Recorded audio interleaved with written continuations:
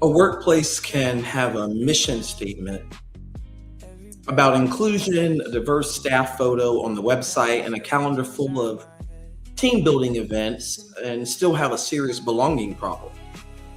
Because diversity can get you into the building, inclusion can invite you even into the meeting, but belonging determines whether one feels safe enough to speak once they're there.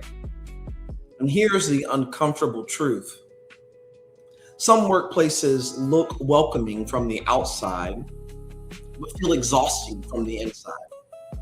The language sounds right, the branding looks right, the annual report, it reads beautifully, but employees are still shrinking, second guessing themselves, withholding ideas, and wondering whether they truly matter. So today I want to give you 5 signs that your workplace may have a belonging problem. And more importantly, what leaders can do about it. Welcome to Professor's Podium. I'm Terrell Strayhorn, the People's Professor, where research meets real life and where we turn big ideas into practical action. And today's episode is really focused on these major problems that exist in workplaces.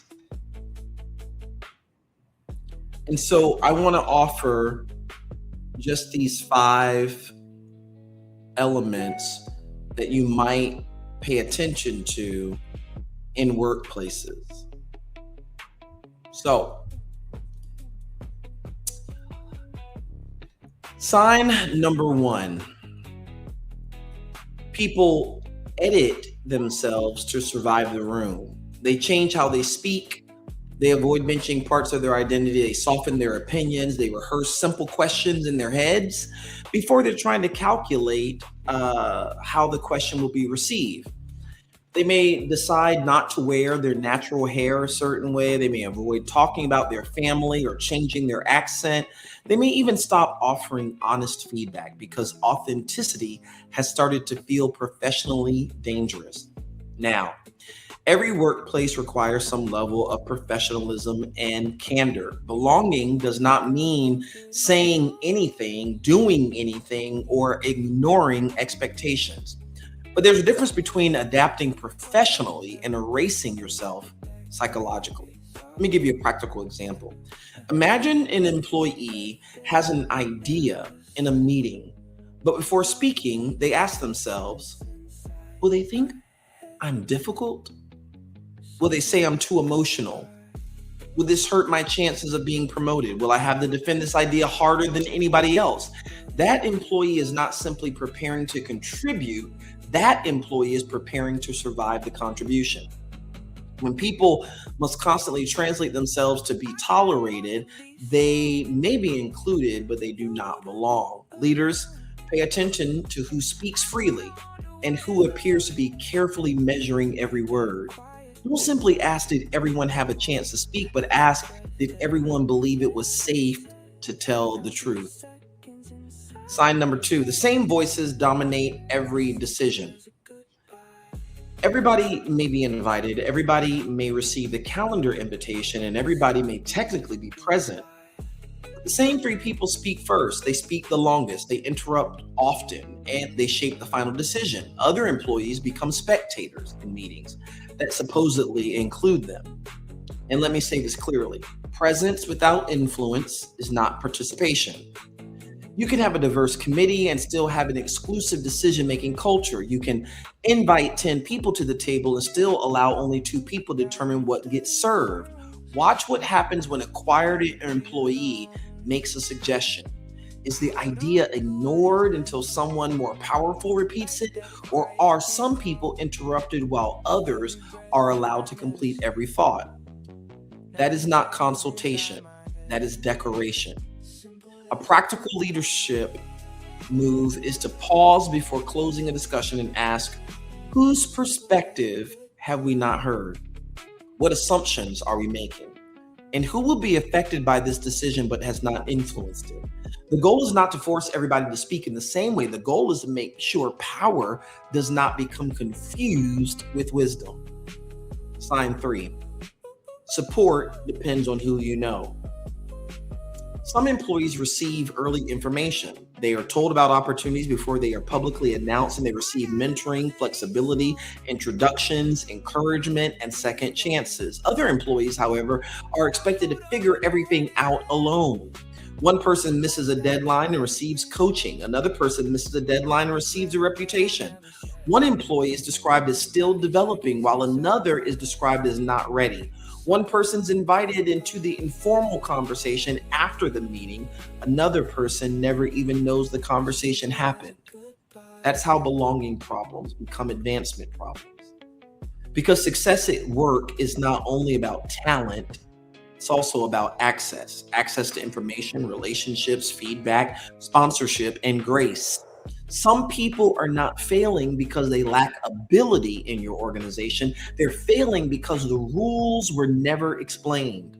The doors were never identified. The relationships were never offered. And the benefit of the doubt was never equally distributed.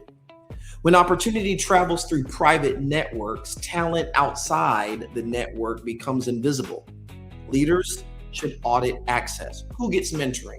Who receives stretch assignment? Who gets warned before making a mistake? Who gets invited into rooms where future opportunities are discussed? Fairness does not require us to treat every employee identically or the same, but it does require us to make sure support is not reserved for the familiar, the comfortable, or the well-connected.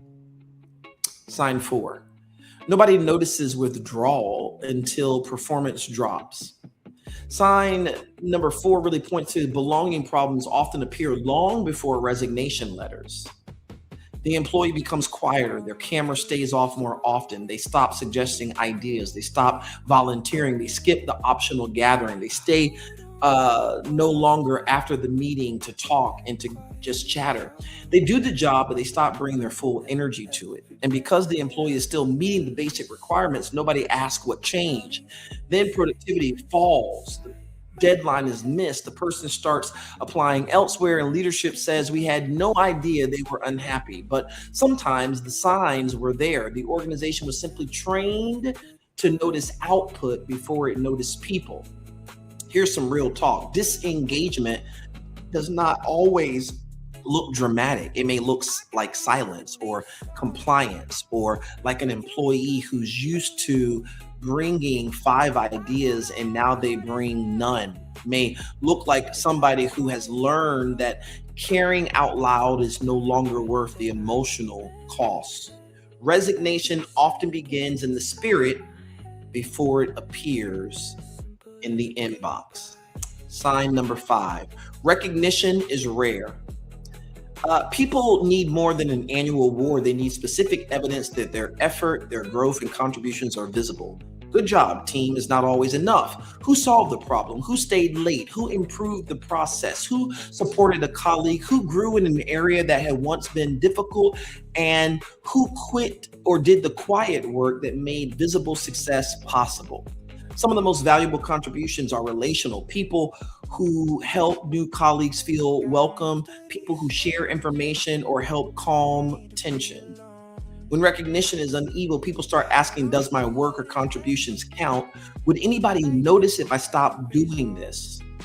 People do not need constant applause, but they do need evidence that their contribution has not disappeared into the furniture. Here's what leaders can do. Question 1, ask these questions regularly. Who is not spoken? 2, who lacks access to information needed to succeed? 3, who's doing valuable work that no one is naming? Look beyond the dramatic win and notice the maintenance work, the emotional labor, the invisible labor, the mentoring, the problem prevention, even the quiet consistency. If this video has been helpful to you, I hope you will like, subscribe, and share it with someone who needs to hear it. This is the Professor's Podium. I am Dr. Terrell Strayhorn, and it's been great to have you with me. Until next video.